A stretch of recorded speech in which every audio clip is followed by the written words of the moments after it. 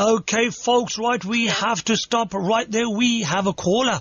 We have the caller I've been talking about throughout the whole of drive time this afternoon, of course, on line 6. We should have Rohit Bassi with us. Good afternoon, sir. Good afternoon to you, sir. How are you today? I'm very well, Rohit. It's an absolute pleasure to have you on board and, of course, to be carrying out this interview with your good self. My honor, my honor. Thank you for this opportunity. Truly appreciate it. You're absolutely welcome. And of course, you are no stranger to Radio XL. You have been to Radio XL before, haven't you, Rohit? Yes, I was interviewed, I think about 2 years ago on mindful communication. So yeah, I'm well aware of Radio XL very well. Fantastic. Just for the listeners, Rohit, if you just give me a moment, just please bear with me. Right, guys. Now, this is Rohit Bassi, wonderful, talented gentleman. Let me tell you more about him. First of all, I believe you're speaking from Dubai. Am I right, Rohit? Absolutely. So, I mean, needless to ask what the weather's like, because let me tell you, Rohit, right here in Birmingham, it's chucking it down. It's raining cats and dogs. So first of all, Rohit, let me give an introduction, your good self for the rest of the world. So Rohit Bassi is a motivational speaker and inspirational writer. Rohit Bassi has released his new book. It's called Juno Amazing Adventures, okay? So more about Rohit. Basically, he's a motivation speaker, inspirational writer. He's released his new book. Of course, Juno embarks on a captivating journey to discover the power of courage, of finding bravery when it's hardest, clarity, gaining wisdom to see things clearly, conviction, trusting firmly in your values, compassion, leading with kindness and empathy. So if you're looking for a story full of inspiration and magical wisdom, free with kind, unlimited membership, available in paperback. So, Rohit, is that pretty much sum up what you're all about? Over to you, Rohit. What you have said is right in terms of the book and in terms of what I do. I can go into a bit more detail on exactly for the listeners to have a deeper understanding. If you can, Rohit, I think first of all, Rohit, if you tell us more about... So, Rohit, tell us a little bit about yourself first, please. Okay, I am born and brought up in the UK. I have been here in Dubai, I think it's now 18 years. Wow. It's coming up to 18 years. Okay. And you said something very interesting at the beginning where it's pouring cats and dogs. So you're no stranger to the British weather. Yeah. So you can see why I ran away from the beautiful British weather. Good, yeah. So that I've been here 18 years. So it's been an interesting journey. I used to work in the IT field. So before I even got to do what I'm doing for the last 12 years or so, I was in technology for a long, long time, and then I just switched when the 2008 credit crunch happened. It wasn't an immediate switch, so for those people who think everything's an immediate switch, it takes time. You need to phase yourself out, or sometimes you're just pushed into a corner and you need to do things. So it took me time to get to what I'm doing, and in the recent years, with the work which I've been doing, which is helping leaders, sales and teams to be mindful with their communication. And when I say mindful with the communication, to speak, to inform, influence and inspire, which allows them to increase their success. Also looking at things like navigating change, conflict and confusion with equanimity. Equanimity is far greater than peace, which literally means is you are in a state of being grounded no matter what is happening around yourself. So it's like being in the middle of the eye of the storm, where it's the calmest, or being in that form. And then one of the things which really, really I enjoy, and this is where everything really got me going, it was elevating public speaking skills. So an individual, a speaker, a presenter can engage, encourage and excel in doing whatever they need to do, and also provide that knowledge, that inspiration, that influence to their listeners. So that's what I've been doing for a while now. In overall, I've got about 30 years of experience. Wow. I mean, I used to work back. I mean, when I say it was 30, I would like to say more than 30. I'm not including the slave labor which I went through with my parents. Only joking. I used to work in the shop for a long time. So the corner shop, the newsagent shop, I used to do that for I did that from the age of 10 till the age of 16 or 17. That was my greatest experience at a young age. I can imagine. And that put in a lot of things as terms of ethics on how you work, how you look at things, how you serve people, how you interact with people. That made a massive, massive impact. And I'm very grateful and thankful to my parents for making me work Absolutely. at that age. You sound you sound very humble, Rohit. You sound like my kind of man. What pushed you to write this book, Rohit? Was there any particular event, or what actually pushed you to write this book? Okay, so being in the field which I've been in, and one of the things which, from a marketing perspective, people say, you got to become an author, you got to write. And even though I write, I still find it difficult from a grammar perspective, from getting the sentences correct. I have a big issue. At the same time, I thought to myself, I want to do something for children. I focus a lot on the workplace and on personal relationships. But in all my learnings, what I've realized is the actual thing needs to be started from a childhood perspective, not when you grow up. When you have someone who is a child, you can focus on them. You can show them, or practically implement this courage, this clarity, conviction, and compassion in them. It makes it so much easier when you grow up that a problem no longer seems like a problem. An issue no longer seems like an issue. It just seems, hey, this is life. I'll pass through this.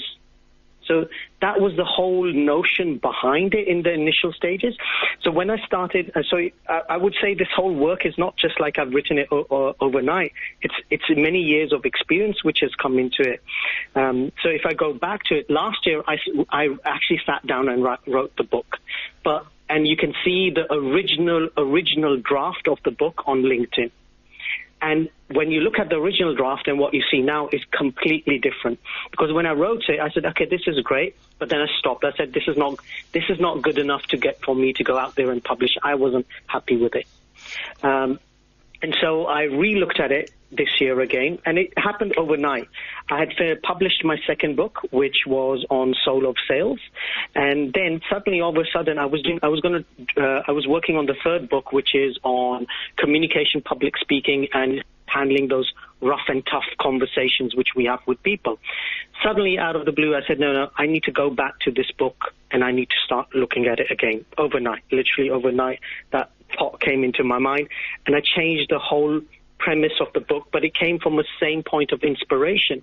Because in the beginning of the book, I usually what I do is I write a letter in the beginning of the book, telling the reader thanking the reader for actually reading the book. And in this particular one, very, very clearly I've said in this book was inspired by someone who frequently finds herself trapped in a web of limiting and self-sabotaging thoughts and feelings.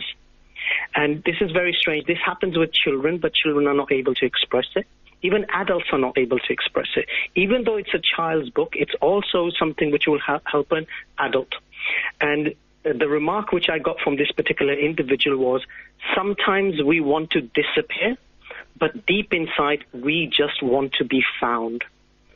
So that really got me going on how to write the book and to make it interactive, because it was a children's book, and I didn't want it to come across as complex.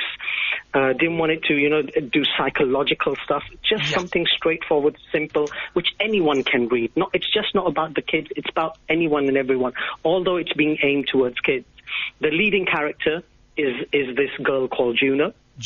And it's about how she, like many others, is doing her best to thrive with doubts, fears, culture burdens, all the cultural burdens we have. Peer pressure become a massive hindrance to moving forward. And so it's just a journey of her, how she comes across courage, clarity, conviction, and compassion. And each of these things, the courage, the clarity, the conviction and compassion, is depicted by a character in this book. Okay. We're getting emails coming in, text messages coming in. Rohit, if you don't mind. I mean, you covered most of this anyway, but if I can just briefly ask you, I mean, obviously the first one here was, can Rohit give us a synopsis of the storyline without giving away too much? I think you've sort of touched upon that, but generally, if you were to, very quickly, what is the storyline? Okay. So the storyline is where Juno goes on a journey. Okay. Where she learns about courage, clarity, conviction, and compassion. And she has these wise ones who actually ask her to go and find out what courage, clarity, conviction, and compassion is, so she can teach her people what this courage, clarity, conviction, and compassion is. And so when we look at this, the first character which she comes across is the Seeker of Courage. The Seeker of Courage is depicted by the Garuda. Garuda is a ancient mystical character which you find in Asia, in India, in Indonesia, and other parts of Asia. And so learning from that particular individual what courage is. Then moving on to the next character, which is the Watcher of Clarity. Then moving on to the Guardian of Conviction, and then moving on to the Giver of Compassion. All the characters have been taken from the Asian side of things, all main mystical characters which are very prominent in those particular in those cultures. So these have come from the Indian culture, the Chinese, the Japanese, the Vietnamese, the Thai. So from these characters have come into this particular book, and how they interact with Juno, explaining what courage is, practically looking at courage, clarity, conviction, and compassion, and how she can implement it in her life, especially when there are problems, issues, and challenges happening in life. And the whole purpose of the book is literally saying the book is saying is that no matter what your struggle is, no matter what you're suffering, okay, find a way to get up. So find a way to get up through courage, clarity, conviction, and compassion. Everyone has their own journey. Just because one is doing it faster than the other doesn't mean the other one will be at the same speed. Also, it's saying is stop having this attachment, or not attachment, let's say make it more clear, is entangling yourself in other people's expectations. And so it's looking at, the book is about is hitting the hearts of those people who are curious about how we can care for ourselves and care for others. So it's about discovering in a very simple way how courage, clarity, conviction, and compassion can help you move forward, no matter what happens, even if you are not succeeding in what you want to do. And what we as children are taught, and adults keep on teaching this to everyone else, that, hey, you don't fail, failure is not good, or always beating, not physically, some people might do that, but beating each other up on failing at something. So the book is saying, put the failure aside. Failure is we need to look at the failure as a learning, and we can only look at it as a learning when we focus on courage, clarity, conviction, and compassion. So that's what the book is literally talking about, is stop labeling yourself, focus on courage, clarity, conviction, and compassion, no matter what the situation, no matter if you are not succeeding in what you want. That really is very, very deep, Rohit. I mean, I'm very impressed. I'm sure all the listeners, hundreds and thousands tuned in right now, will be equally impressed. I can tell by the emails that are coming in. They are very, very keen indeed. Rohit, you sound like a wonderful, humble, down-to-earth, talented, inspirational young man. I wish I could talk to you all day. You really, really are very interesting. And now, very briefly, because I'm conscious of time as well, the news coming up, very briefly, if you can just put, you've already answered this question. Somebody's asking, what age group and audience is he targeting the book at? I know you said it's primarily a children's book, but of course you also said and touched upon the fact that it's for everybody. It's universal. Anybody can read it. Is that right? Yeah, so anyone can read it. From a perspective of when you read the English in this, you will see it's more geared towards the people, for children between the age of 6 and 12. Also, what I've done is it's illustrated. The book is illustrated, so it's got color images. Yeah. Those color images are also in black and white, so people can actually color the actual character themselves. Wow. In addition to what I've done is I've also put in sections over there, empty pages, where saying, okay, you've read this chapter. What is your thoughts? What are your feelings? How would you be courageous? How would you get clarity? So it's very interactive, Rohit. So it's very interactive. You've given the audience the opportunity to get involved, not just to stand by, be a bystander. Very quickly, Rohit, before you go, I've got to ask these last two questions because messages are coming in. First of all, I believe it is available to buy on Amazon as a paperback version, but there is also a Kindle version. Is that right? Absolutely right. Okay. So it's available in paperback Brilliant. and in Kindle. If you want the interactive stuff, then it's better to get the paperback.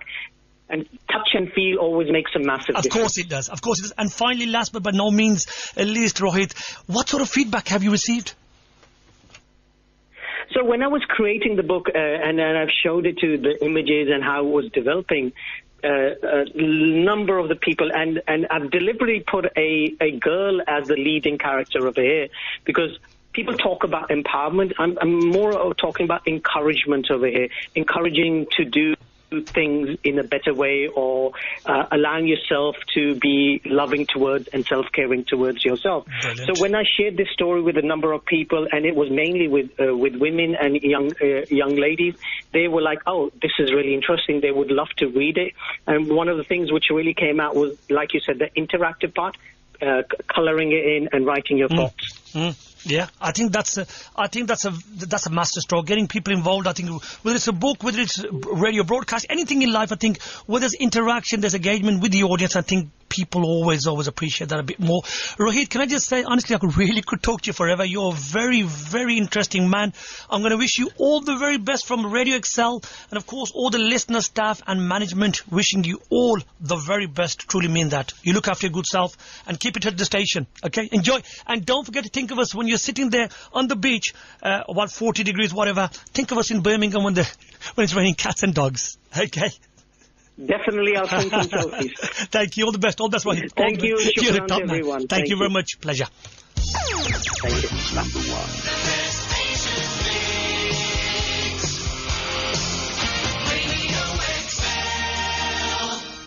What a wonderful, interesting, inspirational man Rohit is. And of course, all details are on social media platforms, also on Radio Excel social platforms.